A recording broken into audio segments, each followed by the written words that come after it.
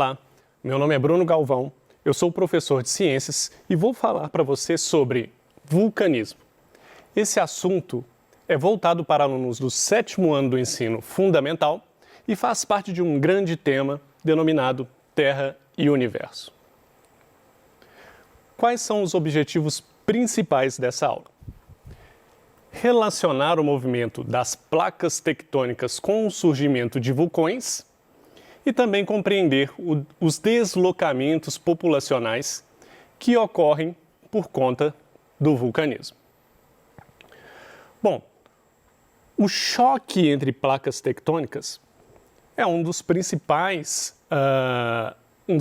motivos para que ocorra um vulcanismo. Os vulcões, então, eles são formados muitas vezes em regiões próximas ao choque de placas litosféricas ou placas tectônicas, e a erupção vulcânica nada mais é do que a rocha fundida no interior da Terra que é extravasada. Que rocha fundida é essa? É o que nós chamamos de magma, né? Então, o magma que está no manto da Terra, abaixo da crosta terrestre, ele é uma quantidade muito grande de rochas que estão fundidas. A gente pode pensar na ideia de derretidas. É muito comum essa palavra, ela vai dizer, de certa forma, o que é estar fundido, no caso de uma rocha. Bom, essa rocha fundida, então, esse magma, quando ele é extravasado, ao sair do vulcão, você passa a chamar esse magma de lava. Então, o vulcão, basicamente, a ideia dele é essa e nós vamos ver alguns detalhes aqui.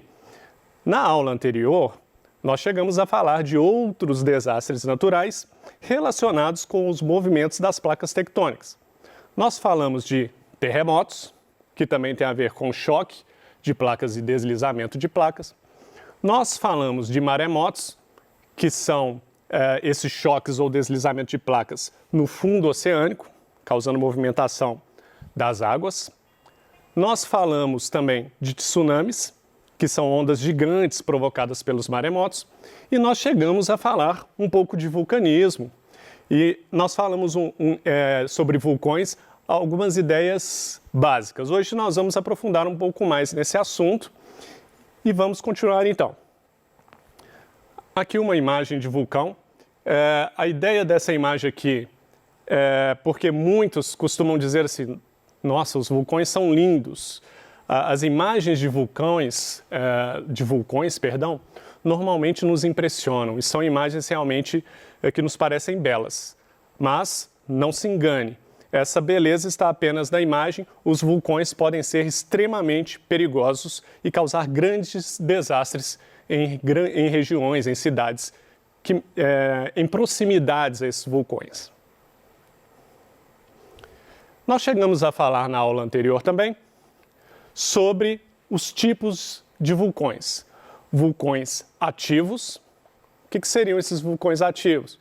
São aqueles vulcões que estão em erupção ou estão emitindo ainda gases ou lava. E esses vulcões eles estão constantemente sendo monitorados porque eles são vulcões muito perigosos e nós temos ainda muitos vulcões ativos no planeta. Temos também os vulcões dormentes. Os vulcões dormentes são aqueles vulcões que ainda correm risco de entrar em erupção, mas já tem um tempo que eles não entram em erupção. Também são vulcões que são vigiados o tempo inteiro.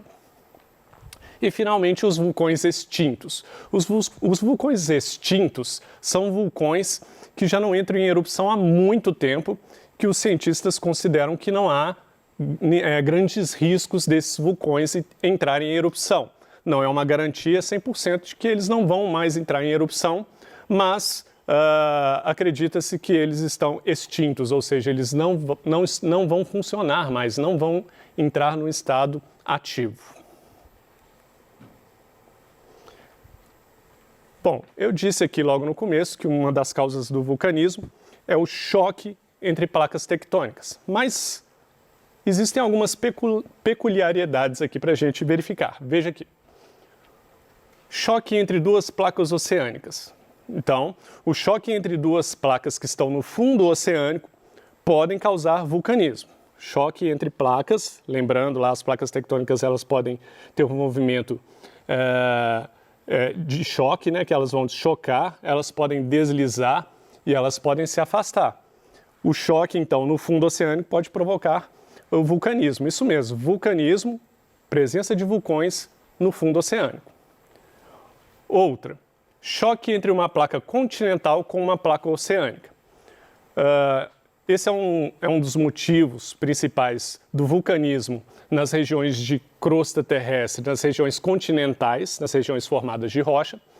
É quando uma placa que é oceânica, ela entra em choque com uma placa continental. A placa oceânica ela é mais densa, então ela tende a entrar por baixo da placa continental e esse movimento vai causar um vulcanismo ali naquela região ali da placa continental. Mais uma forma de você ter, esse movimento de placas seria o afastamento de placas. Esse é super comum, só que ele acontece no fundo dos oceanos. O afastamento de placas tectônicas vai causar a erupção no fundo do mar, e esse afastamento ele é responsável por aquele movimento que nós estudamos na primeira vez, na aula anterior, há 2 aulas atrás, nós vimos então que a expansão do fundo oceânico está relacionada fortemente com esse vulcanismo oceânico causado pelo afastamento de placas. Então essas placas se afastam, o magma sobe, preenche esse espaço e com isso o fundo oceânico vai ficando cada vez maior. E finalmente, um termo aqui em inglês que é o hotspot. Hotspot significa ponto quente. O que é isso? É um vulcanismo, é um vulcão que vai ser formado longe das beiradas das placas tectônicas. Porque todos os que nós falamos até agora, choque entre placas tectônicas continentais, choque entre placas tectônicas oceânicas, choque entre uma placa continental e uma oceânica, afastamento de placa tectônica. Esse tipo de vulcanismo ocorre nas beiradas, né, das placas tectônicas, das placas litosféricas.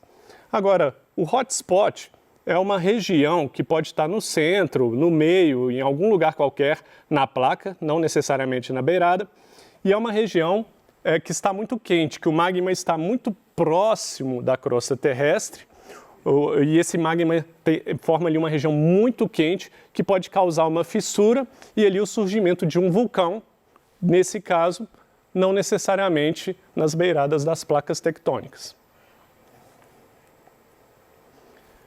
Vamos ver nessa figura representações do que eu disse agora. Olhando para a esquerda da figura ali, representado pela seta azul, nós temos ali choque entre placas oceânicas. Repare que uma das placas oceânicas está afundando para baixo de outra placa. E que logo à esquerda dessa seta azul, você tem ali a formação de uma ilha vulcânica, com um vulcão. Então, esse é um exemplo de choque entre placas oceânicas e é super responsável pela formação de ilhas, que é o caso, inclusive, das famosas ilhas do Havaí. Sim, o Havaí é aquele estado dos Estados Unidos que é super famoso por causa dos surfistas, né, das grandes ondas. Bom, a seta verde aqui, logo à direita, mostra um hotspot. Você repare que esse hotspot ele não está na beirada de nenhuma placa tectônica. Esse hotspot, então, é um ponto quente, uma região muito quente que causou uma fissura ali no meio da placa tectônica e gerou um vulcanismo, construiu um vulcão através desse vazamento de magma aí. Finalmente não, perdão, tem outra ainda. A seta vermelha está apontando para o afastamento de placas oceânicas, que é super comum e responsável pela expansão oceânica. E esse afastamento, obviamente, ele ocorre, então, numa região de encontro de 2 placas oceânicas. E, finalmente, agora sim, a seta amarela indicando o choque entre uma placa oceânica e uma placa continental. A placa oceânica ela é muito mais densa e, por causa disso, ela tende a ir para o fundo da placa continental, que eles chamam essa região, essa placa que está afundando, uma placa de subducção. Então ela vai para baixo da placa continental e reparem que logo acima na placa continental, próximo ao encontro da placa oceânica com a placa continental, você tem a formação de um vulcão. Bom, esses são os principais meios pelos quais os vulcões podem ser formados.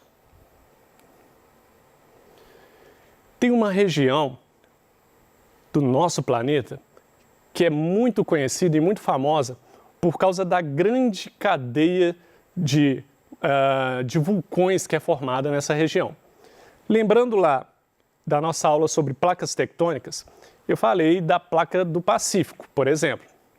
A placa do Pacífico é uma placa muito grande e nós vamos ver aqui na figura, ó, a placa do Pacífico ela está entre a placa norte-americana, placa sul-americana e placa de Nazca e placa australiana. Logo à esquerda do desenho aí, onde eu coloquei várias setas para indicar as beiradas da placa do Pacífico e também uma região aqui na beirada da placa sul-americana, que faz divisa com a placa de Nazca. Essa região toda aí, ó, ao redor da placa do Pacífico, essa região a gente chama de Círculo de Fogo do Pacífico.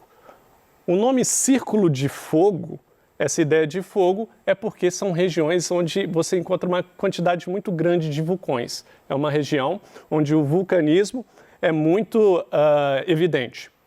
Por isso o nome Círculo de Fogo do Pacífico, porque está acima da placa do Pacífico.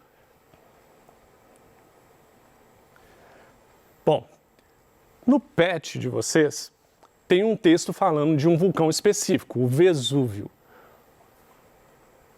Vou ler um pedacinho desse texto, eu recortei apenas alguns pedaços dele aqui, ó. Quase 2000 anos depois de ter sepultado as cidades de Pompeia e Herculano, no sul da Itália, o Vesúvio ainda apresenta uma perigosa ameaça para os moradores de Nápoles e seus arredores.